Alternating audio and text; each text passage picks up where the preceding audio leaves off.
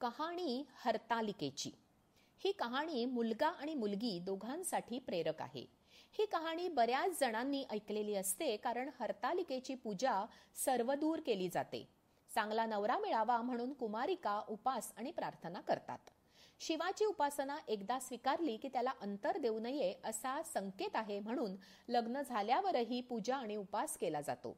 काही ठिकाणी कुमारिका तर काही ठिकाणी सुवासिनी सखी पार्वतीसह शिवलिंग स्थापन करून त्याची पूजा करतात. चित्रपटात शोभावी अशी पार्वती महादेवाची प्रेमकथा मोहवते, अचंबित करते. आई वडिलांचा विरोध कमी होण्यासाठी, आई वडिलांचे मन वळविण्यासाठी म्हणून पार्वतीने जे तप केले ते आदर्श आहे. संमती मिळाल्यावर सर्वांच्या साक्षीने विवाह संपन्न झाला. प्रेमावर विश्वास असेल तर ते सफल होते.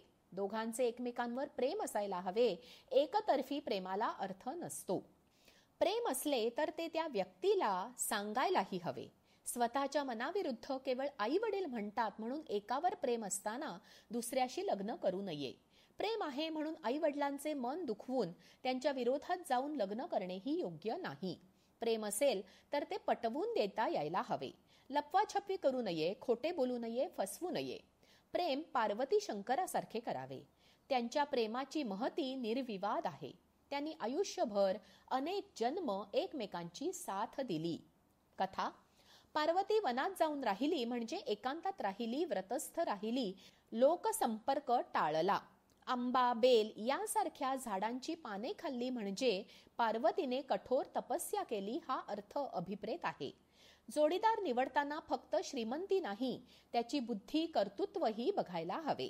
आपल्याला नक्की काय आवडते आहे, नात्यात निभाव लागेल का, जोडीदार आपली साथ देईल का, या सर्व गोष्टींचा विचार करायला हवा. शंकरासारखा जोडीदार असूनही पार्वती त्याच्याबरोबर निघून गेली नाही.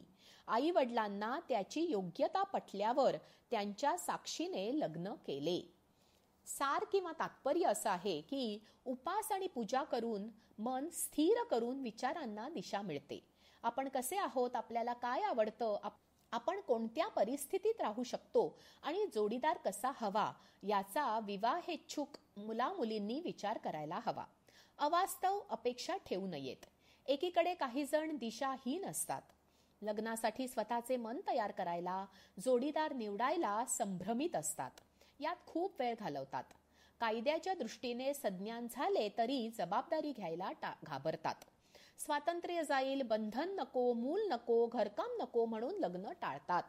दुसरीकडे साड्या किंवा ड्रेस निवडताना जितका विचार केला जातो तितकाही विचार जन्माचा जोडीदार निवडताना विचार न करता प्रेमात पडतात. नको ते ज्ञान असते, पण संसारात तडजोड करावी लागते, घरकाम करावे लागते. लग्नानंतर बालिशपणे वागता येत नाही हे कळत नाही. लग्नाच्या आधी जी वागणूक मिळते ती लग्न झाल्यावर मिळणार नाही, इतकी विचारात परिपक्वता यायला हवी. लग्न झाल्यावर घरात मुलगी किंवा मुलगा, कर्ती किंवा कर्ता असते किंवा असतो, तो गृहिणी किंवा गृहस्थ असतो, याची लग्न करताना कल्पना असायला हवी. बायको असो वा नवरा, आई वडिलांइतके प्रेम कोणीच करत नाही. स्वतःचे आई वडील करतात ते प्रेम आणि जोडीदाराचे आई वडील करतात ते लाड असे म्हणणे चुकीचे आहे.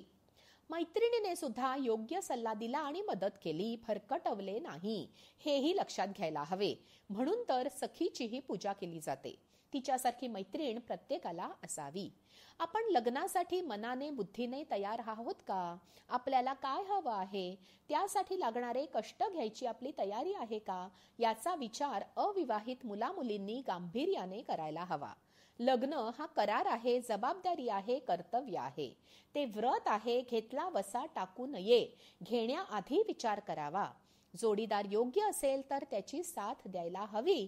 हे या कहाणीचे सार.